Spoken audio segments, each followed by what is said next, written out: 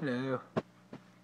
Just gonna do a short video of my growing station. No, not the dog. You're just chewing on her foot. Yep. Action is all in here. So. I have all my stuff just laying out where I go do my growing. I have 3 tiers of rail. Been doing quite well. About a week and a half old spinach. Doing really well. The big leaves already growing. And I'm noticing the ones a little bit off from the light are a little bit darker, taking up more iron than calcium and magnesium and calcium. The ones in the center are taking up more calcium and magnesium. You can see a lot more greener than, like, you know, this guy right there. Yeah, we have some bib lettuce. They've already sprouted.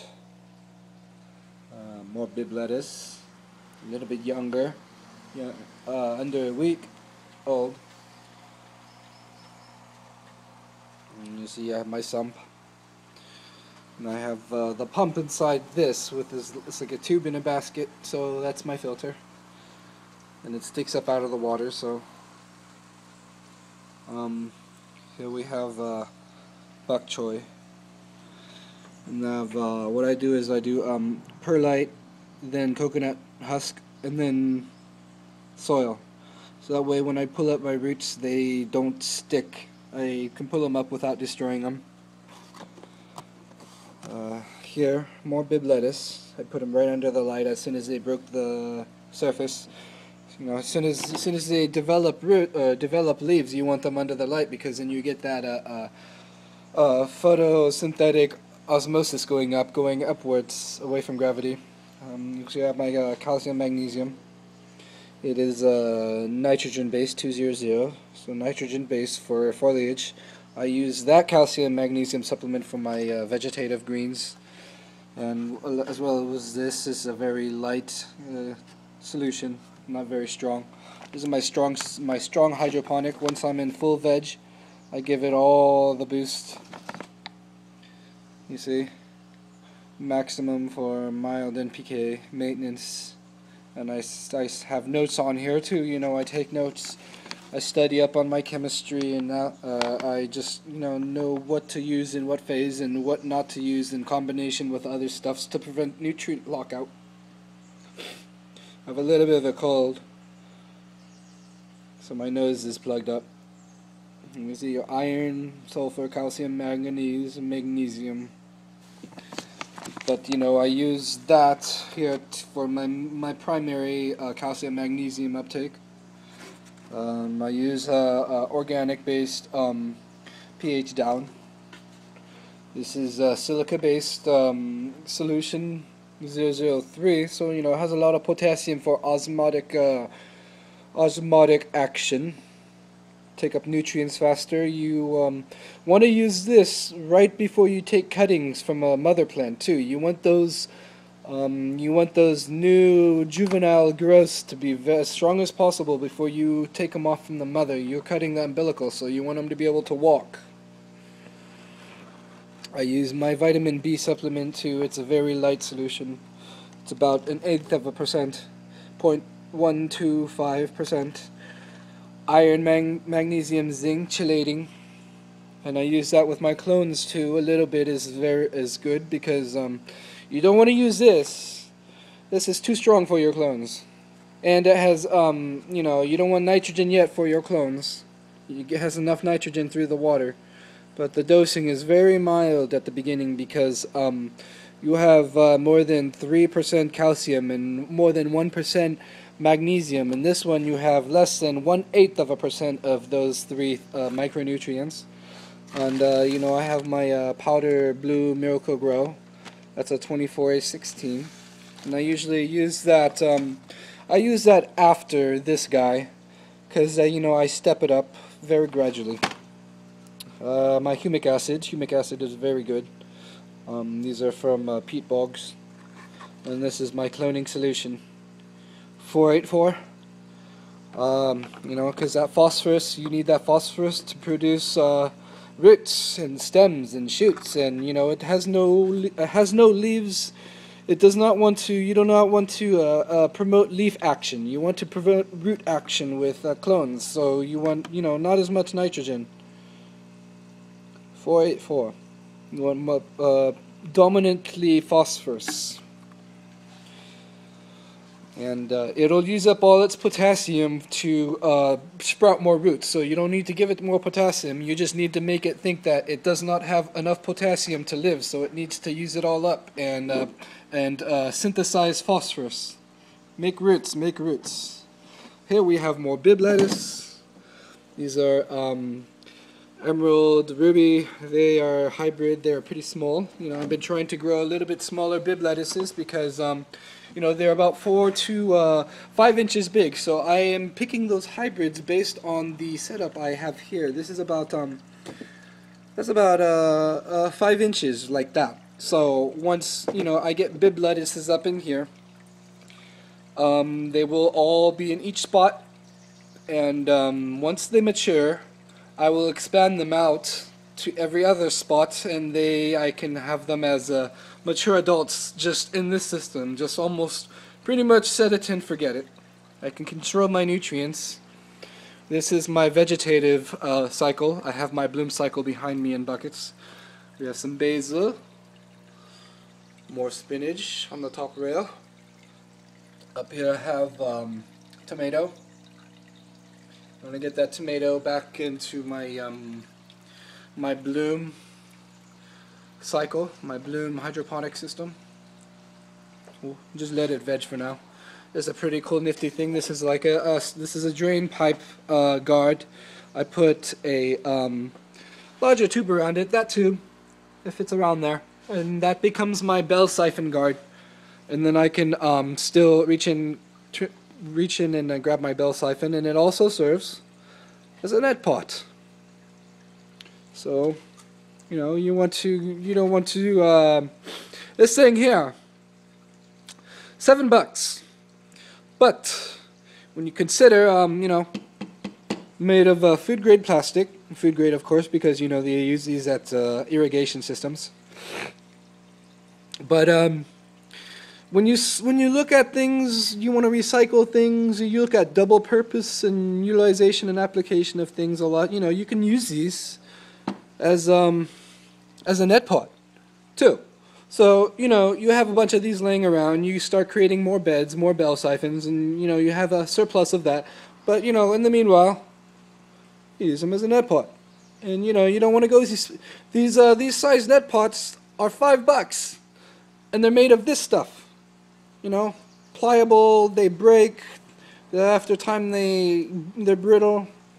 But this, nice and big, nice and sturdy. Holds, you know, I cut out the end because I can reach in for my bell siphon. Once you use it for bell siphon, that's what it's used for. But before that, it had a bottom or a top, what have you. Holds all your rocks. Very good. Back here, I have all my seeds. You know, you always want to keep, you know, your dry stuff, like your rock wool, and your seeds and your nutrients, especially your dry powder nutrients, you want to keep those above your sump level. Of course, that's why they call it the sump. It's a pretty dark solution. I have a little bit of humic acid. They always say you want to add enough humic acid to tickle, say metaphorically, tickle the plants, but to darken your water so there's no algae growth. You block out the light. Back here, cantaloupe, watermelon, butternut squash, zucchini squash, and French fillet string bean. I've already taken out some sprouts. There were some early blooming sprouts that came out. I took them out already. I put them in rock wool cubes. you know, baseball from Little League. Up in here I have some saffron crocuses, and I'm putting them in moisture now. I'm trying to wake them up from dormancy for the springtime. I have about 5 in each. And you see here my research station, my computer, watch videos, read articles. I've been getting into the nitty-gritty of information now. I'm not really a reader, but the boring material like college archives is really boring, but a lot of useful information. You can get in, you know, you go into UC Davis Agriculture, West Virginia Tech, or Texas A&M. They have a lot of useful information if you can find the archives, those PDF files. This here, what you're looking at, it looks like a UFO. This is like a cloning station. I have here, I call this the carbon dioxinator.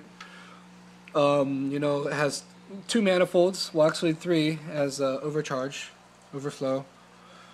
So I mix vinegar. I put vinegar in here first, then I close that chamber off. Then I put a 1/4 cup of water with 3 tablespoons of baking soda. I put it into that chamber, and then I cap it off, and then I go ahead and open that up. That's in the open position now. I open that up, then it gets mixed up.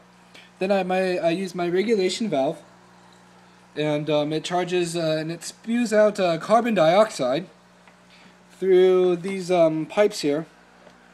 My overflow chamber, so I'm not spewing baking soda into my tub here. So it bubbles and the air comes out, and then it goes into this tube. And I have the lid completely sealed off. Well, it's not permanently sealed, but it's upside down, which creates a really good atmospheric control for carbon dioxide, because carbon dioxide is heavy, it goes to the bottom. And I'll show you really quick what's up in here. This is my cloning station, and I have some seeds germinating. More bib lettuce, different style of bib lettuce. This is not the emerald ruby, but the regular green 5-6 inch. And of course I have the 6 to 7 inch ones. And I have all sorts of cuttings: blueberry, raspberry, blackberry, rose bushes. You see here. And this is my cloning station. And I keep it very humid. The carbon dioxide keeps it very humid.